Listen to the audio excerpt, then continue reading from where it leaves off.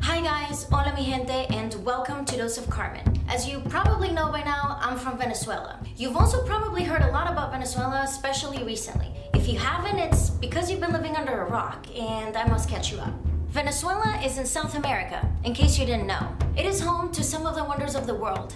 It's rich in natural resources and beauty.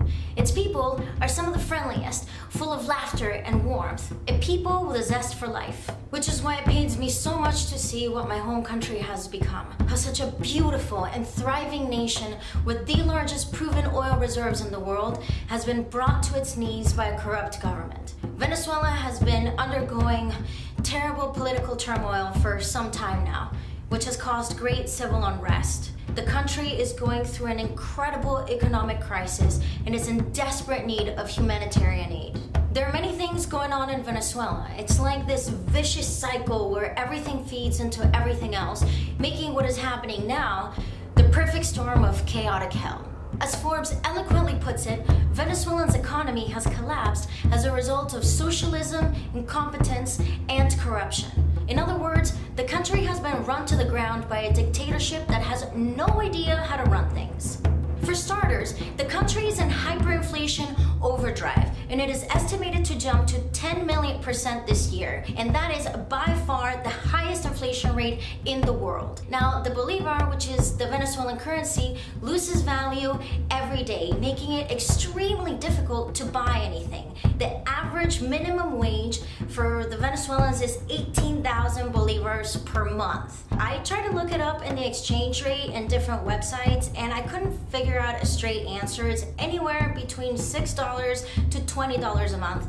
You tell me. Regardless, a third of Venezuelans only eat once a day. Here's a visual representation of prices versus goods.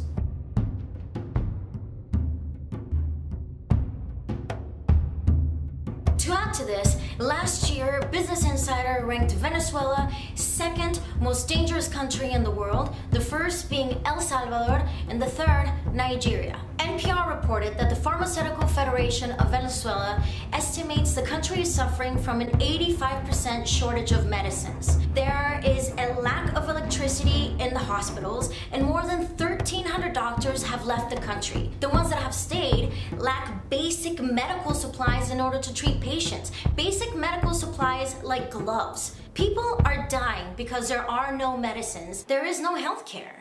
The presidential elections held this January, which put Nicolas Maduro back into power, were seen as fraudulent by many foreign countries. During a massive protest, Juan Guaido, the opposition leader and the elected head of the National Assembly, declared himself interim president.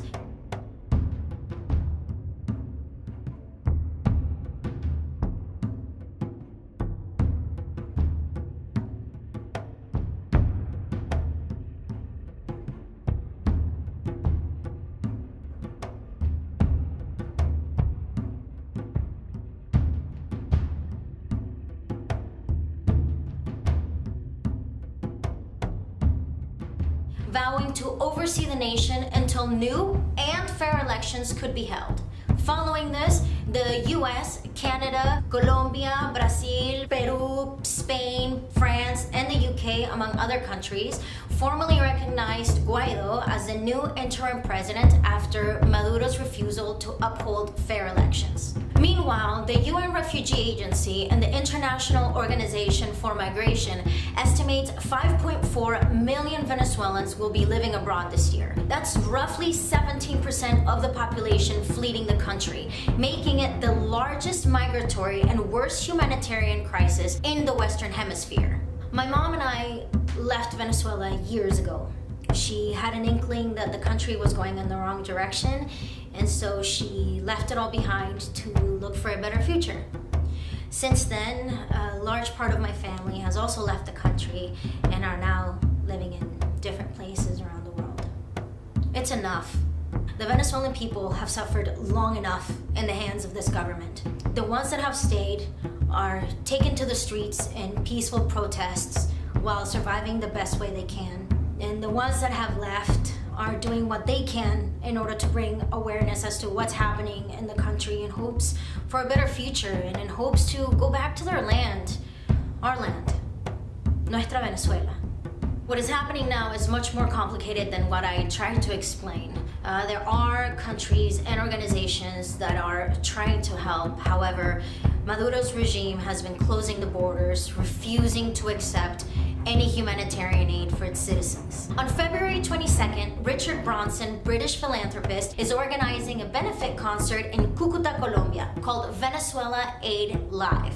This historic concert, featuring international and regional artists, will be live streamed to millions around the world. The goal is to bring global attention to the crisis in Venezuela and to help raise funds for much needed humanitarian aid. The goal is to raise $100 million in 60 days and help the Venezuelan citizens get the help they need. I've put the link below. Please donate. Every dollar counts. Venezuela needs all the help it can get. I know this is a little different from the funny videos I usually do, but this was important. Thank you so much for watching this video. Please comment, share, and donate. Muchísimas gracias por ver este video. Por favor, comenten, compartan y por favor donen. Para toda mi gente de Venezuela, no están solos. Estaremos lejos, pero no ausentes. Como siempre, mi casa es tu casa. Los quiero mucho. Chao.